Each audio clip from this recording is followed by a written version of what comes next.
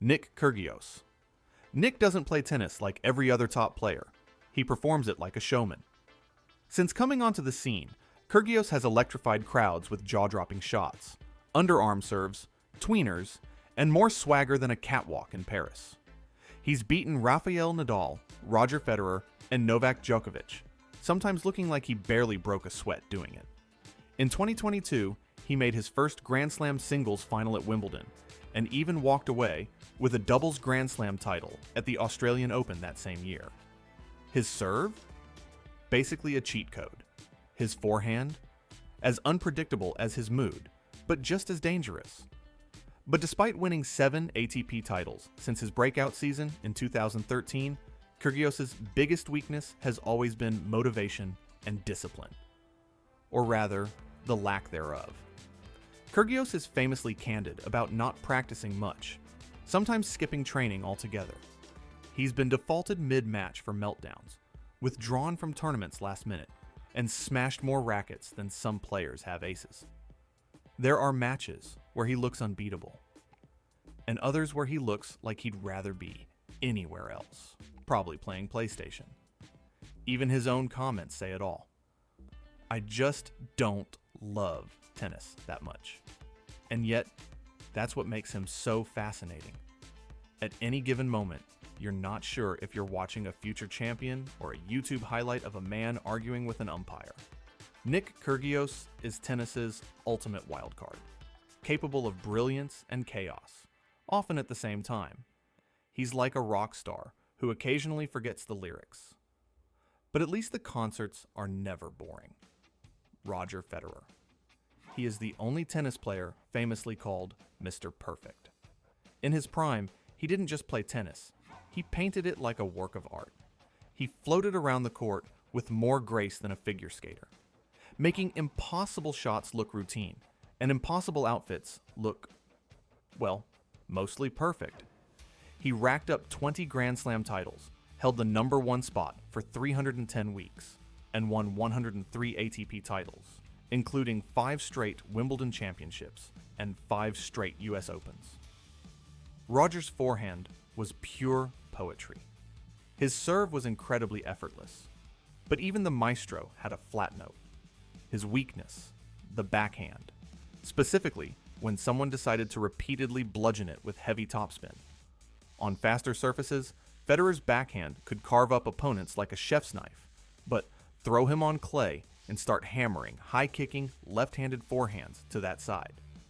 And suddenly, his shots looked more like defensive chips than offensive weapons. Rafael Nadal, in particular, made a career out of parking himself in Federer's backhand corner and grinding him into the red dirt. It became tennis's worst-kept secret. Want to beat Federer on clay? Aim at his backhand until he starts looking at his strings like they betrayed him. And to his credit, he did improve it later in his career, even snagging the 2017 Australian Open final from Nadal by, you guessed it, cracking backhands instead of slicing them. But for years, his backhand was like an elegant sports car with a loose tire. Dazzling, but slightly wobbly when pushed hard. Graceful, brilliant, unforgettable, and just a little allergic to left-handed topspin. Rafael Nadal. Nadal didn't just win on clay, he basically bought the deed to Roland Garros and renamed it Casa Rafa. 22 Grand Slams, 14 French Opens, over 1,000 career wins, double career Grand Slams, Olympic gold, and the kind of topspin forehand that makes physics professors rack their brains. His intensity? Relentless. His work ethic? Legendary. The guy even tucks his water bottles in perfect alignment. But the price of that intensity? His body. Rafa's biggest weakness has always been the toll his game takes on himself. Chronic foot problems, knee issues, wrist injuries. If it bends, it's probably been wrapped, taped, or surgically repaired at some point. He's missed more seasons than some players have titles, and yet somehow keeps crawling back to the top, wrapped in bandages like an inspirational mummy. Some years, his injury list was longer than his draw sheet, and yet, even in pain, he'd still grind opponents into the clay until they were the ones calling for a physio. Watching Nadal play is inspiring, and slightly nerve-wracking, because at any moment, his body might just send him a resignation letter. On clay, he remained unbeatable. On crutches, unfortunately, also unbeatable. Novak Djokovic. Novak Djokovic doesn't just return your best shot. He returns it with fire, stretches for the next one, and somehow still makes you look tired.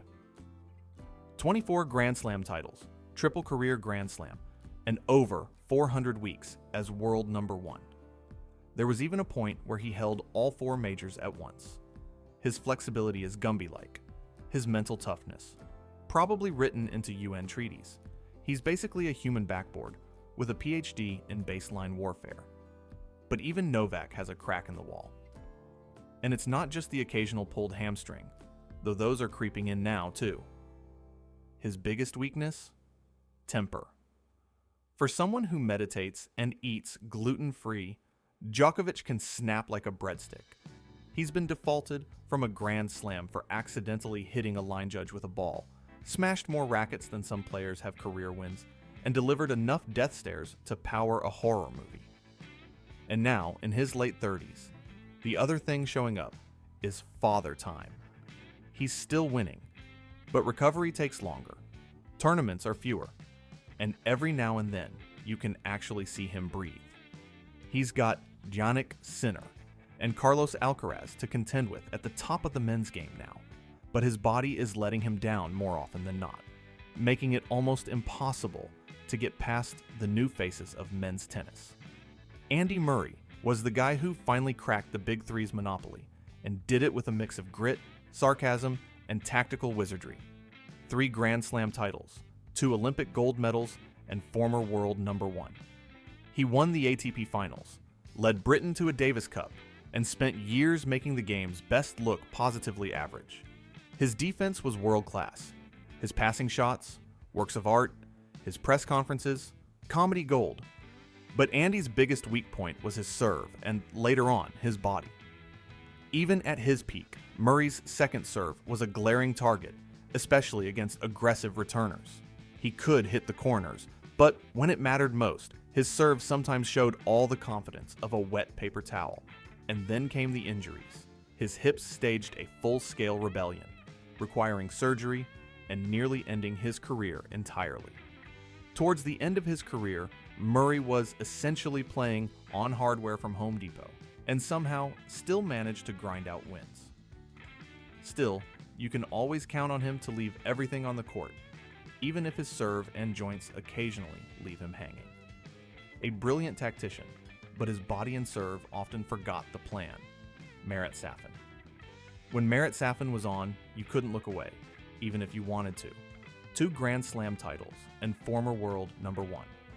The man who dethroned Pete Sampras at the US Open with a performance so dominant it looked scripted. In 2005, he beat Federer in one of the greatest Australian Open matches ever. Safin's power was scary. His charisma was off the charts. And his racket-smashing form, it was flawless. He almost turned smashing rackets into a sideshow at most of his matches. But his biggest weakness? Consistency. Or, more accurately, the total lack of it. Safin's game was a volatile cocktail of brilliance and self-destruction. He could blast winners from impossible positions one moment, then send a ball into orbit the next. His emotions were famously combustible. Rants, broken rackets, even forfeiting matches when his mood soured. Some weeks, he looked unbeatable. Other weeks, you wondered if he even remembered which hand to hold the racket with. Safin was like a thunderstorm. Dramatic, destructive, unforgettable, and impossible to predict. A storm, sometimes devastating, sometimes just a drizzle, but a world-class player nonetheless. Grigor Dimitrov. When Grigor Dimitrov arrived on the scene, people didn't just watch him, they compared him. Dubbed Baby Federer for his graceful one-handed backhand, effortless movement, and slick shot-making, Dimitrov seemed destined for greatness. He won the ATP Finals, climbed to a career-high number 3, and racked up over 400 career wins. His highlight reel is gorgeous, one of the best on tour. His charm? Off the charts. Even his hair deserved its own endorsement deal. But despite having everything to succeed, and even be a Grand Slam winner, his biggest weakness is focus, or more specifically, sustaining it. Dimitrov has all the tools, but sometimes seems to forget where he put them halfway through a match. He'll play one set like the heir to Federer's throne, then gift wrap the next set like it's Christmas morning. His backhand, under pressure, can also unravel, producing errors that make you wonder if the racket's secretly upside down. It's not that he can't play at the top level. He's beaten nearly every great player of his era. It's just that, more often than not, his brilliance only shows up in flashes, like a luxury sports car that insists on stalling at green lights. Thrilling, stylish, but prone to breakdowns.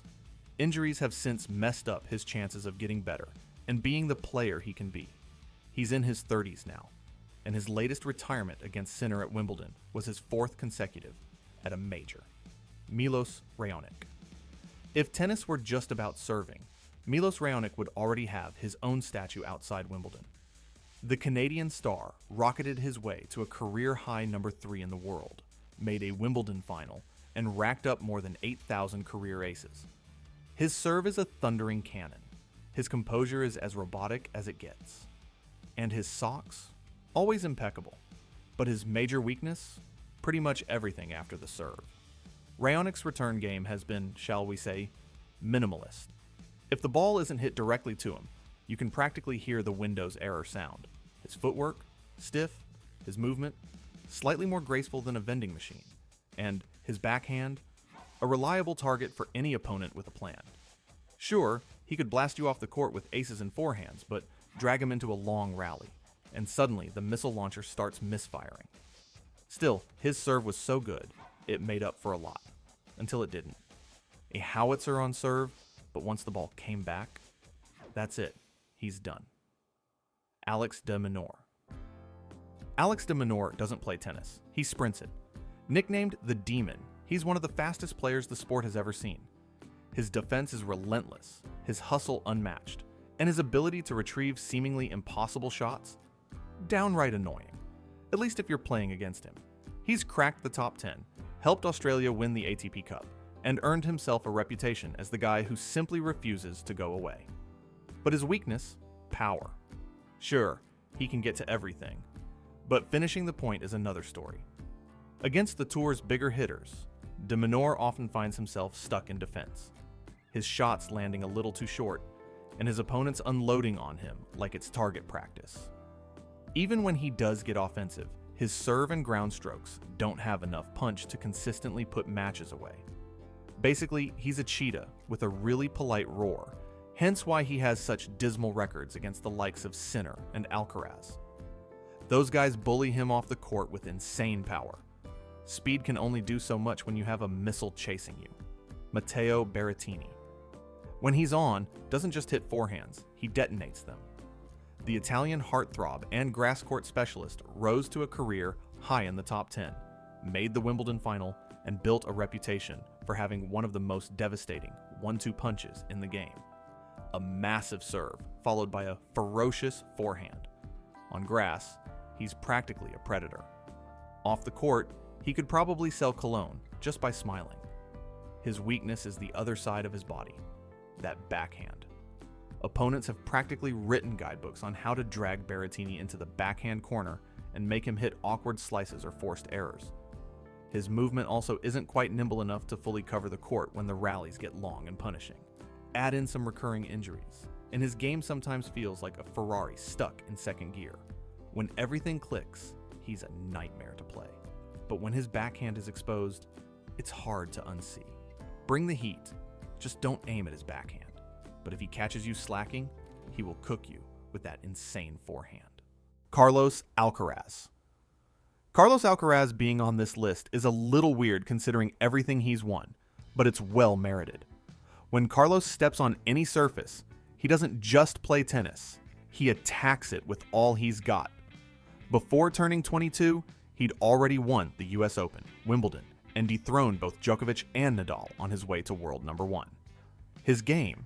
A ridiculous mix of speed, power, finesse, and swagger. His drop shot alone is probably on highlight reels in 5 languages.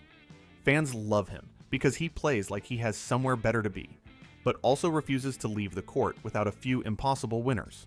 But even prodigies have rough edges. For Alcaraz, it's the inexperience and the occasional lapse in focus. Sometimes Alcaraz's relentless aggression backfires, leaving him scrambling in big points when patience would have served him better. Other times, his nerves creep in during tight matches, and suddenly the confident shotmaker turns into a kid just trying to keep the ball in play. Of course, he's already learning fast, which is bad news for everyone else. But for now, he's still ironing out those wild streaks. You could argue he's just a kid who loves to entertain the audience with a show of flair and finesse, which is true and incredible for the fans. But now that he's got a machine in Jannik Sinner beating everybody else brutally, Carlos needs to cut out the fluff a little bit. He's the only one on the ATP Tour who could realistically stop Sinner from winning it all. Andy Roddick. Andy Roddick didn't just have a serve, he had a weapon of mass destruction. The 2003 US Open champion, former world number 1, and perennial top 10 player, Roddick held the fastest serve in the world for years. At his peak, his serve was so lethal you half expected opponents to bring a riot shield to the baseline. He led the US to a Davis Cup, racked up over 600 career wins, and somehow managed to stay competitive during the rise of Federer, Nadal, and Djokovic, which is no small feat, all things considered. His weakness is everything after the serve. Beyond his cannonball delivery, Roddick's game was pretty limited. His backhand was more of a liability than a weapon, and his court movement often left him reaching instead of striking. Against the all-around brilliance of Federer, especially, he struggled, posting a brutal 3-21 career record against the Swiss maestro. His serve could keep him in any match, but in long rallies or when forced to create off the baseline, his lack of variety showed. Still, for years, he carried American tennis on his shoulders, and you couldn't help but root for him. A cannonball serve. But rallies were another story. If you enjoyed this one, subscribe to the channel, because I'll be posting a lot here. Until next time.